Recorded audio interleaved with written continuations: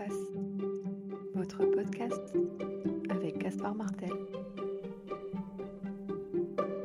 Bonjour à tous et ravi de vous retrouver pour le deuxième épisode de cette série consacrée à la Russie et l'Ukraine. On poursuit notre plongée dans le conflit russo-ukrainien avec pour ambition de partager des clés de lecture pour bien aborder ce sujet complexe.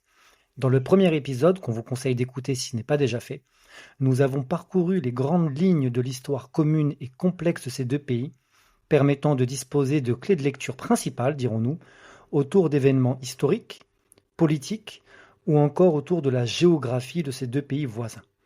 Dans ce second épisode, nous vous proposons d'analyser ensemble le basculement qui s'est opéré le 24 février 2022 et comment cette opération spéciale amorcée par le Kremlin et qui ne devait durer que quelques semaines dure maintenant depuis plus de 3 ans et a pris une ampleur mondiale.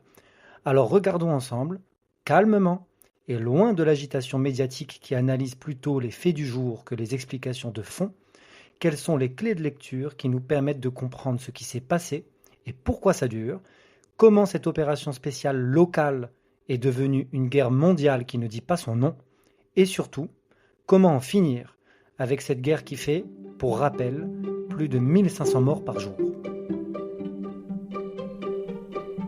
Le 24 février 2022, l'armée russe franchit la frontière ukrainienne et Kiev se réveille sous les bombardements. Moscou parle d'une opération militaire spéciale, imaginant que cela ne durerait que quelques jours et voulant éviter toute agitation internationale. Dès les premiers jours et les premières semaines de ce conflit, on a rapidement compris que les scénarios de la prise de Crimée ne se reproduiraient pas. Car en effet, en 2014, Vladimir Poutine avait déjà réalisé une opération éclair avec la prise militaire de la Crimée suivie d'un référendum tout aussi éclair, entérinant sa souveraineté de fait sur ce territoire, aux grandes dames des dirigeants ukrainiens et occidentaux qui n'ont pas eu le temps de réagir. Mais cette fois-ci, l'Ukraine a réagi avec force, n'acceptant pas d'être à nouveau chahutée au sein de ses frontières et comprenant que l'enjeu était bien plus large que la simple Crimée. Et par ailleurs, l'Occident, américain en tête, apporte un soutien rapide et massif à l'Ukraine, aussi bien financier que logistique et militaire, qui par ailleurs organise des trains de sanctions économiques pour affaiblir la Russie, pensant alors rendre le coût de la guerre insoutenable pour le Kremlin. L'Ukraine a donc avec elle les Américains et une bonne partie de l'Occident, autrement dit la dimension politique de l'OTAN, dont elle ne fait pas partie. Et c'est cette dimension politique qui va faire basculer ce conflit local en une guerre mondiale. Nous sommes depuis plus de 3 ans maintenant dans une guerre mondiale. Alors évidemment, pour ne pas affoler les foules et les peuples, nos dirigeants et les médias se gardent bien d'employer ce mot, guerre mondiale, qui raviverait de lourds souvenirs dans les imaginaires collectifs et dans la mémoire de nos anciens. Et pourtant, regardons-y de plus près. En effet, côté ukrainien tout d'abord, plus de 70 milliards de dollars d'aide en provenance des États-Unis, 30 milliards d'aides en provenance de l'Union européenne, dont 5 à 7 via la France.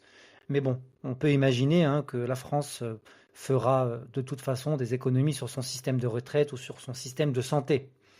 Que dire également de la fourniture massive d'armes, de renseignements et de la formation du personnel militaire ukrainien, ou encore des nombreuses sanctions économiques à l'encontre de la Russie. Regardons maintenant du côté de la Russie justement. Des milliers de drones iraniens ont été utilisés. 10 à 15 000 soldats nord-coréens sont aujourd'hui sur les territoires européens en train de faire la guerre pour le compte de la Russie.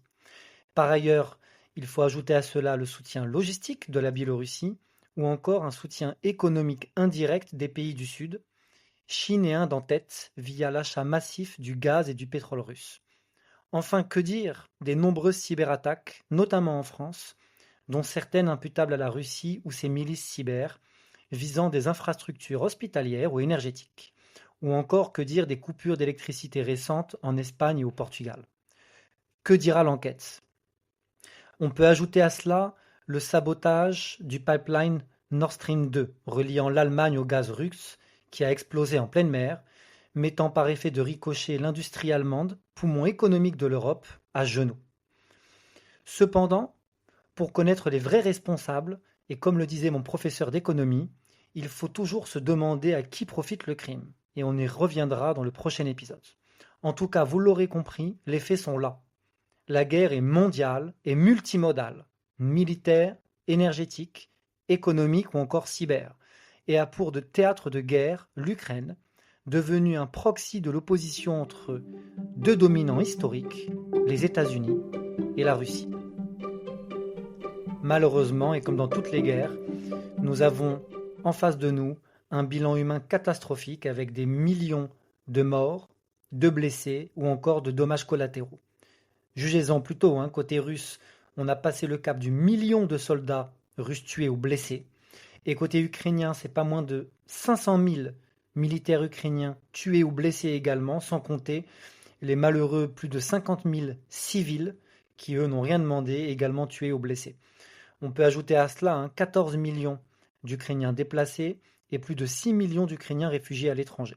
Évidemment, les infrastructures en Ukraine sont détruites, les villes désertées et l'économie à genoux.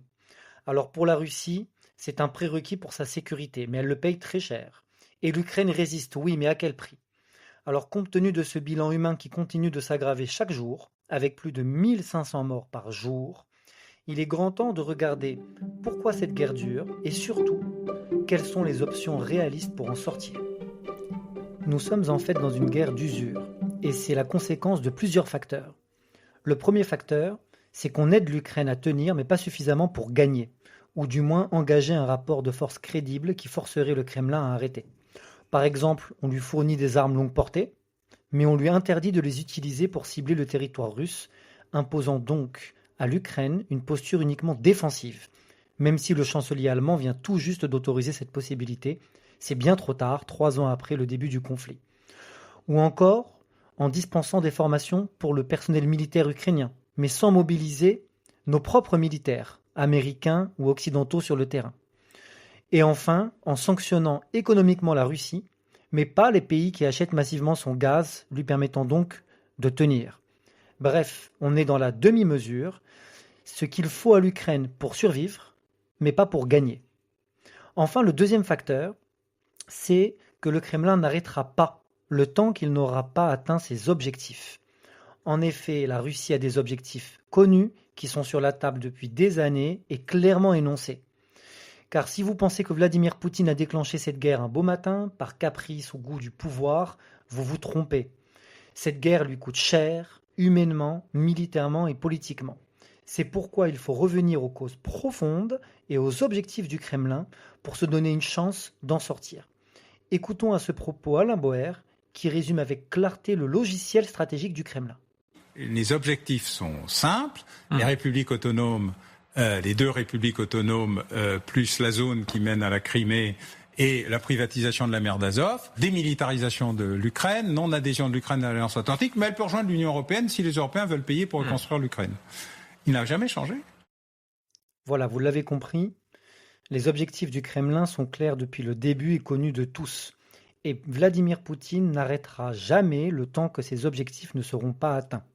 L'autonomie des républiques autonomes du Donbass, la reconnaissance de sa souveraineté sur la Crimée, la non-adhésion de l'Ukraine à l'OTAN gravée dans le marbre, ou encore la privatisation de la mer d'Azov. Donc pour le moment, on lui refuse et il continuera encore et encore jusqu'à ce que ses objectifs soient atteints. Donc ça dure. Alors la vraie question est, peut-on lui donner ce qu'il demande ? Honnêtement, soyons sérieux. Qu'est-ce que cela changerait à l'équilibre du monde de lui concéder le Donbass, la Crimée, ou encore d'accepter que l'Ukraine n'adhère pas à l'OTAN ? Est-ce que cela mérite ces centaines de milliers de morts, ces millions de morts, ces villes détruites, ou encore une Europe affaiblie et une Ukraine dévastée? Pourquoi ne pas céder tout en reconstruisant en parallèle une architecture de sécurité solide pour s'assurer qu'il n'ira pas plus loin, puisque c'est ce qui semble en fait effrayer toute la communauté internationale? Eh bien tout simplement parce que nos dirigeants manquent de courage. En effet, ils ne veulent pas céder et ils ne veulent pas se renier, reconnaître qu'ils se sont trompés, qu'ils n'avaient ni vision stratégique, ni tactique pour pouvoir sortir de ce conflit et réellement donner une chance à l'Ukraine de l'emporter. En effet, donner à Vladimir Poutine ce qu'il veut, cela consisterait pour les Ukrainiens, les Européens et les Américains à se renier devant leurs opinions publiques et à se mettre à genoux devant Vladimir Poutine. D'ailleurs, vous vous souvenez, Bruno Le Maire promettait lui de mettre l'économie russe à genoux. Alors aujourd'hui, on peut se demander qui est en fait vraiment à genoux. En effet, les Occidentaux ont en fait construit un tel storytelling consistant à diaboliser Vladimir Poutine. Vous vous souvenez, hein, c'est un dictateur, c'est un assassin, c'est un fou, il a perdu la tête, il est malade.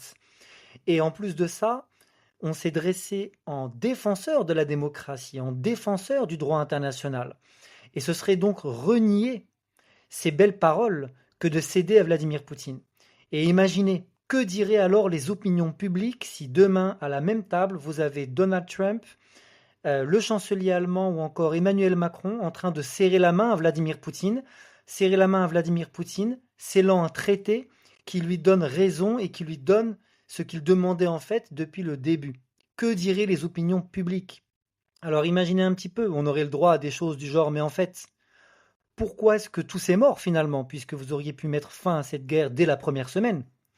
Ou encore, mais pourquoi signez-vous un traité avec ce Vladimir Poutine? Ce n'était pas un dictateur et un tueur? Ou encore, vous ne croyez pas en la démocratie, finalement? Alors franchement, ouvrons une parenthèse sur ce point-là. A-t-on déjà amené la démocratie quelque part? Était-ce grâce aux interventions américaines en Irak ou grâce à l'intervention occidentale en Syrie, en Libye ou en Afghanistan? Nous n'avons jamais apporté la démocratie quelque part et à chaque fois ce fut le chaos. Et voici un chaos de plus. Chers amis, il est maintenant l'heure de conclure. En résumé, ce qu'on peut dire, c'est que évidemment que l'attaque du Kremlin est intolérable et à condamner fermement. Cela a été dit, cela a été fait. Mais il est grand temps que nos dirigeants cessent de répéter comme des perroquets que Poutine est méchant, que Poutine est un dictateur et que c'est lui qui a commencé. Si c'est le problème, il fait aussi partie de la solution. Le temps n'est plus aux condamnations, mais aux stratégies de sortie de ce conflit qui continue de faire des milliers de morts par jour. Malheureusement, les Ukrainiens, les Américains, les Occidentaux sont doublement pris au piège. Tout d'abord par une absence de stratégie claire, aucun objectif réaliste, aucune vision de sortie de crise et aucune cohérence entre le discours et les moyens. Or, jamais Vladimir Poutine n'acceptera une défaite ouverte, c'est pour lui une question de survie politique et même personnelle. Et ne l'oublions pas, la Russie est une puissance nucléaire et on ne peut pas humilier un État doté de milliers d'ogives sans risquer l'irréparable. Ensuite, les Occidentaux, les Ukrainiens et les Américains sont aussi piégés par le temps, car le temps joue contre l'Ukraine. En effet, le maître du Kremlin, lui, a tout son temps. Il a un peuple qui est tenu, des dirigeants et une administration alignés, une économie qui s'est retournée et totalement réorientée, et enfin pas de véritables enjeux électoraux. De l'autre côté, c'est tout le contraire. Côté occidental, les démocraties sont épuisées et bousculées, les dirigeants sont de passage et sont tenus par des échéances électorales, et les opinions publiques comprennent de moins en moins pourquoi on leur demande des économies et des efforts quand on finance une guerre et donc des morts. Dans ces conditions-là, l'architecture, en quelque sorte, de négociation est totalement déséquilibrée. D'ailleurs, Donald Trump est arrivé pressé, ce qui est le pire défaut pour mener une négociation. L'Occident a défendu sans s'engager, et plus le temps passe, plus Poutine sera fort. Alors si l'objectif est vraiment de sauver des vies, d'arrêter des morts et de mettre fin à cet enlisement, il faut avoir le courage de le dire clairement. Acceptons de reconnaître la souveraineté russe sur les territoires du Donbass, de la Crimée ou encore de la mer d'Azov, et acceptons que l'Ukraine n'entrera jamais dans l'OTAN. Non pas par faiblesse ou connivence avec les Russes, mais par principe de réalité et pour sauver des vies. Ou alors que ces dirigeants ou pseudo-intellectuels de plateau télé aillent faire la guerre eux-mêmes. Vous l'aurez compris, ce conflit vient de loin et les conditions de sortie sont connues depuis le début. Reste à avoir le courage politique d'enfin arrêter cette guerre. Ainsi s'achève ce deuxième épisode de notre série Russie-Ukraine. Merci de nous avoir écoutés. La pièce est entre vos mains. Pensez à vous abonner, partager, commenter et surtout rendez-vous au prochain épisode intitulé « Vers une guerre sans gagner ».